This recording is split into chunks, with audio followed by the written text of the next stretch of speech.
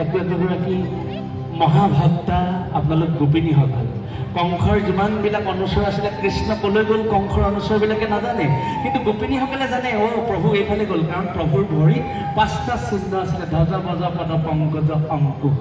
সেই পদচিহ্ন চিনি পাই গোপিনীসকলে কৃষ্ণ কোনফালে গৈছে সেইটো কথা জানে। জুবিন প্ৰেমী প্ৰতিজন মানুহৰ আত্মাত তেনেধৰণে জুবিন দাই পদৰ চিহ্ন দি থৈ গ'ল।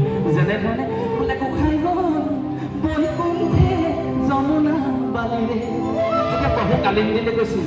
বহু লোকশিল্পীয়ে গায় গোসাই গ'ল কালিৰে যমুনা বালিৰে। এতিয়া গোপিনীসকলে বিচাৰি ফুৰিছে প্ৰভু ক'ত আছে, তেওঁলোকে চিনি পালে। কেনেকৈ চিনি পালে? বালি পৰি ৰৈলে চিনহে গোসাই গ'ল যমুনা বালিৰে, বালি পৰি ৰৈলে